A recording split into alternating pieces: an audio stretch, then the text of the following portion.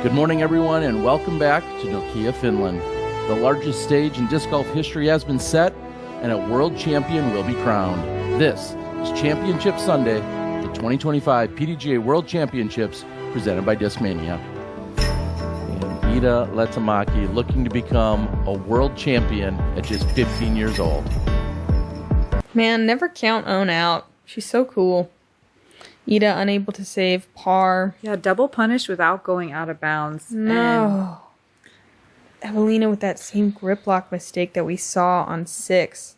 It seems Evelina's kind of checking out on the putting green a little bit. You're trying to keep it underneath the trees, and so you ultimately throw it low as Ella falls to the ground with a slip. But a lot of the circle 2 bids are obstructed, just like Henna's. Evelina with a wide open look. Whoa. Oh no. It's weird because a lot of the time Evelina's misses are more like undercommitted. It's like the most committed like grip lock putt I've seen from her, and now she's back in circle 2. Uh-oh. And it is so hard to come back from that. 4 putt. 2 late releases and 1 early release, and all of a sudden your brain is running wild.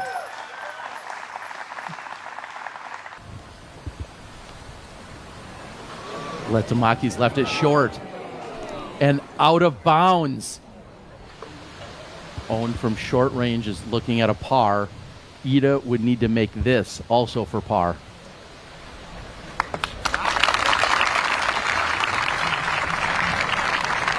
I am kind of mind blown. What just happened? Did she do the math wrong? That may have been a miscalculation, but Owen Scoggins now will step up from 4 meters to win the world title. And she's done it. I can win world at all, so I don't know, just happening. She's going to be world champion, no doubt in my mind. This woman, this girl will be world champion, depend on either next year or 2 years from now, because her drive, her part, she got everything, personality, smiling, good heart, she got everything. So keep the eye on lady out there. Yeah. But 44 years old to win 5 Masters World title and now be a 1-time FPO World Champion. Come on, let's give it up for Owen Scoggins!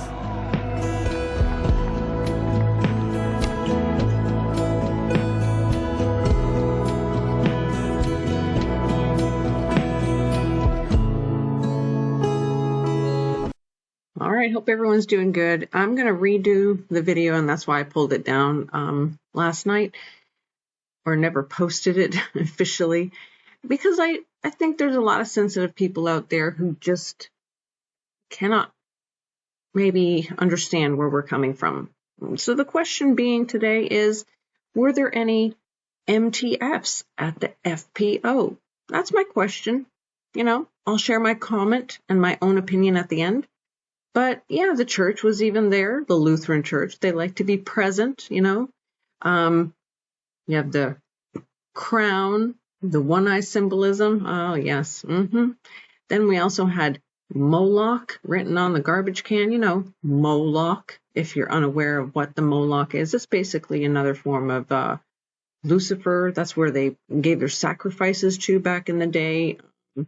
They would sacrifice their babies to Moloch. Yeah, put them in fire. But anyway, back to the FPO. So could it possibly be that there's men in women's sports? Oh, it can't be, right? Because even many have protested about it. Right, but it is possible because it has been happening. Even, the twin sisters playing tennis. There's so many, but people just cannot see it. I just find it interesting that how much similarity these, they look alike, and with the propaganda they had back then in the World War II, just pointing that out, I found that interesting. But hey, it's nice to braid your hair. I'm not saying that. So it's cute. But propaganda does work. Say it over and over again, and people begin to believe it. So my question is it possible? Well, you have to look at nose, forehead, jawline, mouth, shoulders, the arm length, wrist size, and many other things, But was this rigged? Absolutely. If you saw in the end, even the announcers were confused that why didn't she go for it? She could have easily gone for it. Now there's a better picture for you. There she is. And a lot of things match up because those are the things that we look at. But hey, go to Mr. E. He's better at looking at these things. I'm just a novice. I just have learned so much from him. So I'm just sharing what I've learned from him. But I'm looking at necklines, arm length, the neck, many things. And I'm just saying, I'm questioning a lot of these people. Just like I think a year ago, I did one on Salonen too. Her neck is very big. It's hard for me to see these things, especially if they're chubby or if they're a different nationality, it's possible. But also the way things go outwards, women's don't go out that much. But these girls have been playing for a while. Oh, sorry, I'm saying that with air brackets, air quotes here. Wrist, right? But look at that neck. Look at that neck. I think she's going red because she knows she's fooling the people right in front of their faces. I mean, there is Natalie Ryan who's pretending to be or stating that she's a woman, but she's a man. So, and there's a lot of protests about her, but I'm surprised that Ella Hansen has gotten away with it because there's others that I question too. Oh, Holland Hanley. Okay, sure, you'll see all the other symbolism. I know that they're totally bought out by these organizations. But hey, I don't know for sure on any of these that I'm mentioning today. I really don't. But please just tell me, Ella, really? I mean, oof, that's all I'm going to say. You can look at how the organizations they're working with, working together, how much money they're getting, all the money, she's getting stuff from Porsche. But this is their job, right? This is the way they're earning money. So, of course, I'm thinking they have to be in a club. But I'm still questioning the MTF. I don't know at all. Same kind of questions I have: forehead, jawline, neck, hands, length. This one also has her own organization, her own company. You got to do something on the side. Sure. I mean, maybe it's not earning enough money working for FPO. I don't know. It's interesting how it has the pyramids right here, how it looks like horns, how it looks like as above, so below, or, however you want to look at it. Interesting pictures she puts on Facebook, even looking like she's doing yoga.